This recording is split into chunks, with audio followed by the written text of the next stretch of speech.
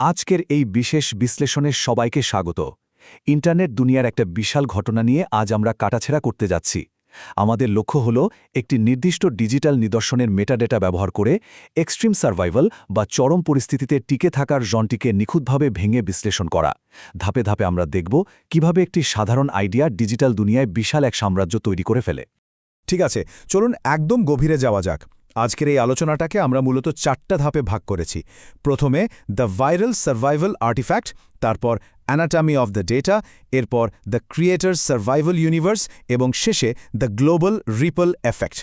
শুরুতেই 1 নম্বর সেকশন, দি viral survival artifact. স্ক্রিনের এই সংখ্যাটার দিকে একটু ভালোভাবে খেয়াল করি। 21,62,10,298। বিশাল একটা সংখ্যা, তাই না? মানে আক্ষরিক অর্থে এটা বিশ্বের বেশ কিছু দেশের মোট জনসংখ্যার চাইতেও বেশি।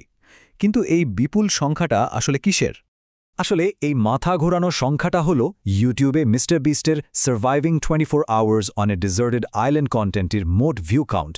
একবার ভাবা যাক, সম্পূর্ণ জনমানবহীন একটা দ্বীপে কাটানো মাত্র 24 ঘন্টার একটা এক্সপেরিমেন্ট ডিজিটাল দুনিয়ায় ঠিক কতটা বড় একটা ফুটপ্রিন্ট তৈরি করতে পারে। এই স্কেলটা আক্ষরিক অর্থে অবিশ্বাস্য, আর এটাই আমাদের আজকের আলোচনার একদম মূল ভিত্তি। এবার আসা যাক 2 নম্বর সেকশনে, অ্যানাটমি অফ দ্য ডেটা। এই বিশাল ডিজিটাল নিদর্শনের ভেতরের মেটাডেটাগুলোর দিকে একটু নজর দেওয়া যাক।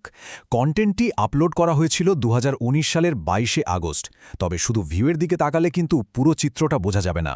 এর চারপাশের এনগেজমেন্ট ইকোসিস্টেমটাও বিশাল, প্রায় 3.6 মিলিয়ন লাইক এবং 80,000-এরও বেশি কমেন্ট। অর্থাৎ এটা শুধু একটা সাধারণ আপলোড ছিল না, বরং রীতিমতো একটা গ্লোবাল কমিউনিটি ইভেন্টে পরিণত হয়েছিল। আর সবচেয়ে অদ্ভুত ব্যাপার হলো, এর ডেসক্রিপশনে খুব স্পষ্টভাবে এই বাক্যটি লেখা ছিল, subscribe or I take your dog, মানে সাবস্ক্রাইব করুন, না হলে আমি আপনার কুকুরটা নিয়ে যাব।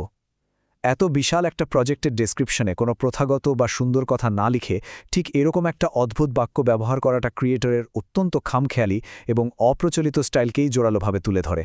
এখন এই বিষয়টা নিয়ে সবচেয়ে আকর্ষণীয় দিকটি হল, ঐতিহ্যবাহী মিডিয়ার সাথে এর বিশাল একটা পার্থক্য রয়েছে।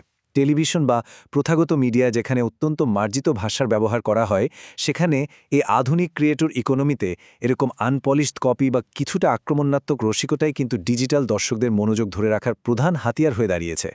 এবার আমরা 3 নম্বর সেকশনে যাব, দ্য ক্রিয়েটর সার্ভাইভাল ইউনিভার্স। একটু জুম আউট করে দেখলে বোঝা যাবে এই একটা কন্টেন্ট আসলে বিশাল একটা স্ট্র্যাটেজির অংশ। পারফরম্যান্সগুলো যেন একে অপরকে ছাড়িয়ে যেতে চাইছে। বারমুডা ট্রায়াঙ্গলের এক্সপেরিমেন্টে 268 মিলিয়ন ভিউ, নির্জন দ্বীপে 216 মিলিয়ন ভিউ, আবার মরুভূমির ক্ষেত্রে সেটা 189 মিলিয়ন ভিউ। এই বিশাল বারগুলো স্পষ্টভাবে প্রমাণ করে যে এই সার্ভাইভাল ফ্র্যাঞ্চাইজিটি কতটা অভাবনীয় স্কেলে কাজ করছে। এটা কোনো বিচ্ছিন্ন ঘটনা নয়, বরং পুরোপুরি নিজস্ব একটা ইউনিভার্স। আর এই তুলনাটা চমৎকারভাবে তুলে ধরে যে চ্যানেলের সাধারণ কন্টেন্টের চেয়ে এই সার্ভাইভাল বা টিকে থাকার কন্টেন্টগুলো কতটা বেশি শক্তিশালী। 6 বছর আগে রেইন ফরেস্ট সার্ভাইভালে ভিউ হয়েছে 147 মিলিয়ন, যেখানে 4 বছর আগে সাধারণ একটা স্টুডিও রিয়াকশন বা ট্রাই নট টু লাফ চ্যালেঞ্জে ভিউ হয়েছে 113 মিলিয়ন। বোঝাই যাচ্ছে, 4 দেয়ালের ভেতরে চেয়ে প্রকৃতির প্রতিকূল পরিবেশে টিকে থাকার এই লড়াই মানুষকে অনেক বেশি আকৃষ্ট করে। শেষ ধাপে আসা যাক, 4 number section, the global ripple effect. এবার যদি আমরা পুরো ডিজিটাল ল্যান্ডস্কেপের দিকে তাকাই, দেখব এই ট্রেন্ডটা কিভাবে পুরো ইন্ডাস্ট্রিতে ছড়িয়ে পড়েছে। আউটডোর বয়েজ আলাস্কা রেইনফরেস্টে গিয়ে পেয়েছে 62 মিলিয়ন ভিউ, দারা টাহা স্নেক আইল্যান্ডে পেয়েছে 24 মিলিয়ন ভিউ, আর জেসি জেমস ওয়েস্ট ভিন্ন আঙ্গিকে তৈরি করে পেয়েছে 7.9 মিলিয়ন ভিউ।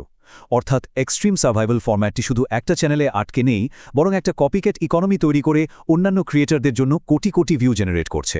আর এই প্রভাব কিন্তু শুধু ইংরেজি ভাষায় বা আমেরিকার মধ্যেই সীমাবদ্ধ নেই। মেটাডেটা বিশ্লেষণ করলে দেখা যায়, ইন্দোনেশিয়ান ভাষার হ্যাশট্যাগ মিস্টার বিস্ট ভাষা ইন্দোনেশিয়া, বাংলা হ্যাশট্যাগ যেমন বাংলা স্ট্রিট এবং ভিয়েতনামিজ ভাষার টাইটেল ব্যবহার করে এই কন্টেন্টটি সারা বিশ্বে ছড়িয়ে পড়েছে। মূল কন্টেন্টটি বিভিন্ন দেশের কালচার এবং ভাষায় কিভাবে নিজের শক্ত একটা জায়গা করে নিয়েছে, এটা তারই একটা অসাধারণ প্রমাণ। 76 না, এটা কোনো র্যান্ডম সংখ্যা নয়। অফিশিয়ালি ইউটিউব শর্টসে ওই একটা মাত্র মূল কন্টেন্টকে রিমিক্স করে তৈরি করা শর্টসের সংখ্যা হলো এই 76। এটা দারুণভাবে প্রমাণ করে যে কন্টেন্টটি কিভাবে একটা ডিজিটাল ভাইরাসের মতো বিকেন্দ্রীভূত বা ডিসেন্ট্রালাইজড উপায়ে সারা বিশ্বের মানুষের হাতে হাতে থাকা ছোট ছোট স্ক্রিনে নিজেকে মাল্টিপ্লাই করেছে। বিশ্লেষণের একদম শেষে এসে এই প্রশ্নটা কিন্তু ভাবনার খোরাক জোগাতেই পারে। চরম বিচ্ছিন্নতা বা এই এক্সট্রিম আইসোলেশন, কন্টেন্টের এমন দীর্ঘস্থায়ী প্রজন্মতা আধুনিক ডিজিটাল দর্শকদের মানসিকতা সম্পর্কে আসলে আমাদের কি ধারণা দেয়? আমরা কি আমাদের নিরাপদ আরামদায়ক জীবন থেকে বেল হয়ে অন্যের মাধ্যমে বিপদ আর রোমাঞ্চ অনুভব করতে চাই? ডিজিটাল সার্ভাইভাল দেখার এই যে অদম্য কৌতূহল, এটা সত্যি আমাদের ভাবিয়ে তোলে। আজকের বিশ্লেষণ এই পর্যন্তই। আশা করি এই বিষয়গুলো নিয়ে চিন্তা ভাবনা করতে সবার বেশ ভালো লাগবে।